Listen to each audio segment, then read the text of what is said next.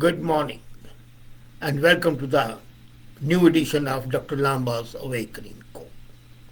Taliban has set up its own interim government which is replaced now by the permanent government. And we find that the government leaders are clearly inclusive of not other groups but of those people who have been deemed terrorists.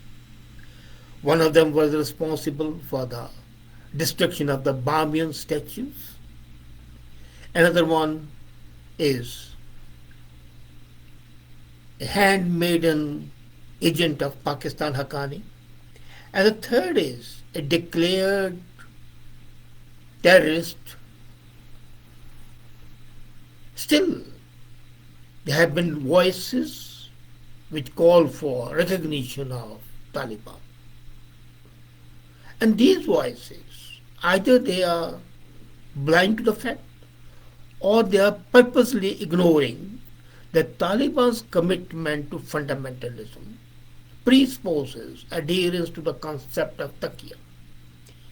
And all this talk of moderation is just to get the money. It's a charade. It is throwing dust in the eyes of the others and is a part of the great confusion that sought to be created. What's the reality? Let's not deny the fact that all that talk of the inclusive government started with saying that they want to have more freedom, that the women would be permitted to lead a normal life, that the dissent would be tolerated, and see what happens. There have been codes, curtains are there. Yes, it's not as harsh as it was, but it's no less. And then a queue. The day after the government was formed in Kabul, Pakistan issued an order prescribing dress code for the teachers and the students, almost on the same lines. Now, Taliban plays how it's playing depends on the outcome of what they're saying. We have seen it's not an inclusive government. So one myth that they were saying that is going to be inclusive government is false. And Akhundzada is going to be the Prime Minister.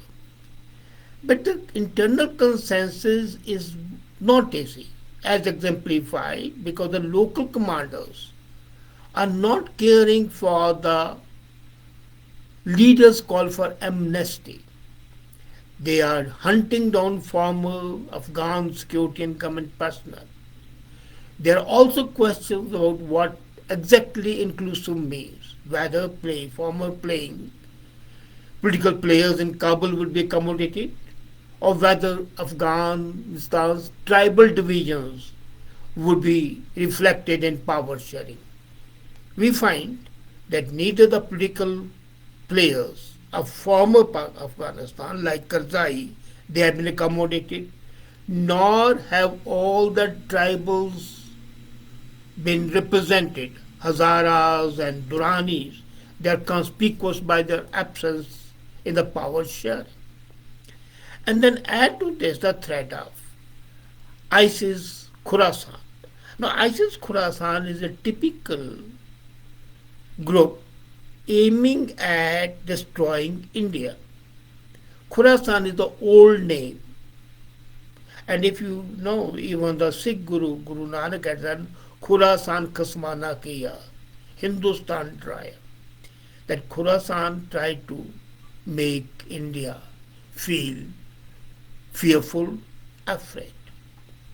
So this group, which was responsible for the bombing at the Kabul airport, they have very clearly rejected Taliban's appeal for peace with USA, and they appear to have a license, a latitude to deal independently inside Afghanistan. So this talk of peace and change in attitude is belied by the freedom given to ISIS. Now, with no bases in neighboring countries, and drone attacks more a revenge play than a counter-terrorism terror measure, aside from the fact that they often hit innocents. There's nothing that US can do now provide, even if Taliban allows Afghanistan to become an international terror launchpad. In fact, with Pakistan's so-called influence on Taliban, militants from across the Durand line fired and killed 2 Pakistani soldiers. But the people are not happy with this. There were quite number of protests when ISI chief visited Kabul, and the Taliban fired on the protesters. So there is a plate full of problems for India. Let's not deny it. The biggest being that there is a curious, it was known, but it was camouflaged, emergence of Pakistani military ISI complex using the situation in Pakistan to step up anti-India terror activities. Already there are reports with intelligence that JEM and LEC are increasing their efforts to push militants into Jammu and Kashmir, Jamaat-e-Islami. There are too many moving parts in Afghanistan today, let's not deny it. And therefore it's best to adopt a wait and watch approach. And what the so-called humanitarians and the liberals and accommodating people are saying that we should recognize Taliban should not be there. They say that you cannot choose your neighbors. Yes, you cannot choose your neighbors. But you can always choose how to deal with them. And that's what they are feeling. So,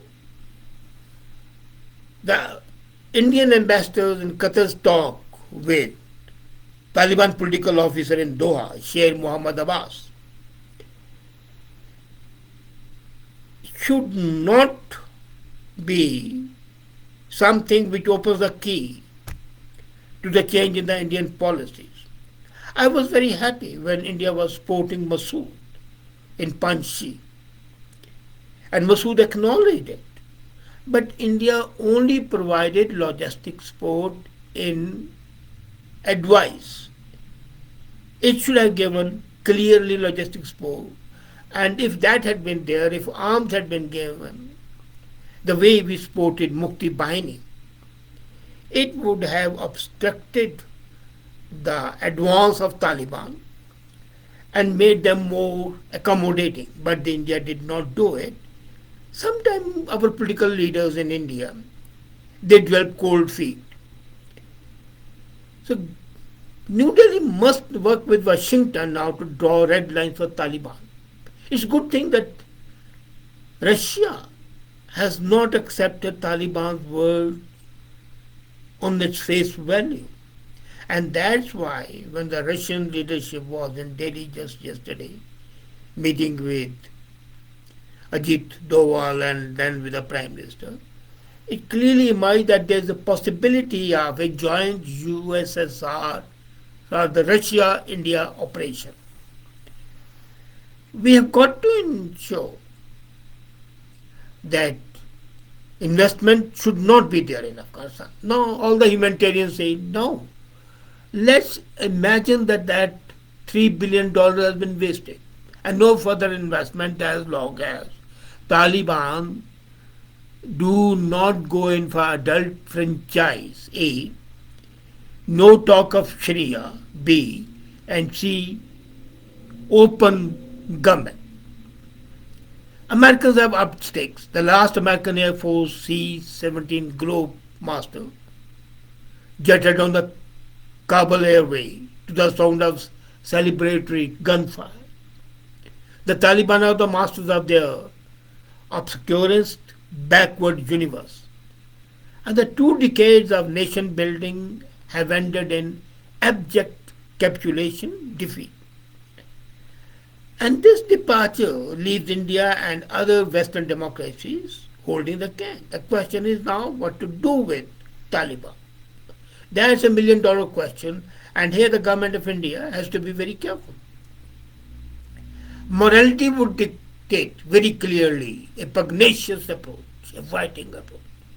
Go in, dismantle the regime, which you can't do, which is very clear. Pakistan has won this battle. Let's be very clear. It may not have won the war, but it has won the battle. It knows it's no longer going to get money from USA, but then it's benefactor China. And can you imagine the chief of ISI going to Kabul and paving the way for the new government? So what India should do is stay miles away, depriving Taliban the oxygen of recognition which it visibly craves.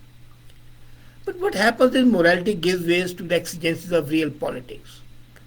And this is what compelled our envoy in Doha to reciprocate an invitation for the militia to hold informal talks. But then one thing was there, that our ambassadors remained firm in expectations. A key question which must not be ignored is Taliban's return to power in Afghanistan in their relationship with long-term ally Al-Qaeda. Now they say they are not going to believe in or promote terror, which is absolute humbug. As a matter of fact, in 1990s, Osama bin Laden and Mullah Omar, the leader of Taliban, Osama, leader of Al-Qaeda, they had a pledge of allegiance. In Arabic, they call it bay'ah. And this is sacrosanct. In the Muslim law, betrayal of bay'ah is the worst offense that can be committed. And this pledge, once agreed to in 90s, has been renewed several times. And under the 2020 peace deal with USA, the Taliban agreed not to allow Al-Qaeda or any other extremist group to operate in areas under its control. They reiterated this vow days after taking Kabul on the 15th of August. But just observe one thing. Till today, they have not rejected Al-Qaeda, and Al-Qaeda has not softened its stance or rhetoric on terror and anger towards USA and India. The Arabic word bay'ah is a term meaning a pledge of loyalty to a Muslim leader, and it's a foundation of faithfulness between the many jihadi groups and their affiliates. It entails obligation for both parties. Obedience by the one offering bay'ah to its leader. And going back on the pledge is a serious offense, as I said. In Al-Qaeda's case, it effectively subordinates it to Taliban because they have bestowed the honorific title of Commander of the Faithful. And that Commander of the Faithful is on the leader of Taliban and the successors. And that was a factor, now don't forget it, when Mullah Omar refused to hand over bin Laden to USA. And one famous example of flouting bay'ah comes when Al-Qaeda affiliates in Iraq refused to adhere to the pledge, leading it to break away, and they emerged at ISIS. So since that day, ISIS and Al-Qaeda remain rivals. But Taliban has not gone back on the commitment. So they are bound by bay'ah. So how can they go against Al-Qaeda? Now, has Taliban reformed? No, it hasn't. Chastened it might be, because they have spent 20 years in wilderness. They were scurrying from the word which was intent on punishing their chauvinism. So they may not squander the hard-earned spoils of the office by exclusive, obscurantist, backward movement. But they might make noises. The first is this bay'ah with Al-Qaeda. Second, Taliban is on to Deobandi worldview, which has been deeply ingrained for more than a century into Pashtuns. At the heart of Deobandi school ordains the faithful to austerely walk the path to the salvation, adhering to the practices which date back to the 7th century. Deobandi school calls upon the Muslims to embark on global jihad as a sacred duty. Now, if that's a global jihad is the guiding principle, that automatically means promoting terror. If they were really reformed, would they be promoting this intolerant medieval dogma? And they've clearly said, the spokesman of Taliban clearly said that it's their right to speak for the Muslims anywhere in the world, including the Kashmir. Has any Taliban supreme commander vowed to stay true to the nascent democratic traditions and institutions? No. In fact, judging by the reaction of the frightened civilians leaving Afghanistan shows that even the Afghans don't believe Taliban's profession. And now, don't forget, Taliban is no longer Pakistan's puppet. It's the greatest myth. It's the creation of Pakistan. It remained tied to the apron string, and that was shown that the leaders are going to make up the governing council. 3 of the leaders are terrorists who develop proxies with Pakistan. So they are now motivating Pakistan. They're supported by Pakistan, but they are not dependent on Pakistan. This difference has got to be appreciated. And under Taliban's influence, many terrorists have been released from Pakistan jails. Why would a truly independent Taliban want to free these terrorists when they work for Pakistan? And most ordinary Afghans believe that they are responsible for all the ills that are afflicting Afghanistan. Why would a truly autonomous Taliban hand over the keys of Kabul to Haqqani network? And Haqqani network is nothing but an extension of ISI. So the question is, are there no other options but to recognize Taliban? There are. It's a myth. India and the other regional powers can't pick their neighbors, as I said. So they don't want to antagonize Taliban by withholding recognition. This is baloney, bullshit. India has drawn fine lines with Pakistan, a nuclear-tipped, far greater exporter of Islamist jihad. In comparison, Taliban is a snake, but not as dangerous as Pakistan is. What India can do is to stand committed by what it said in 1996. India unambiguously, clearly chose to withhold recognition to Taliban in 1996. And it can do today. The decision at that time in 1996 was very clear that only 3 countries recognized Afghanistan. Now there may be more countries.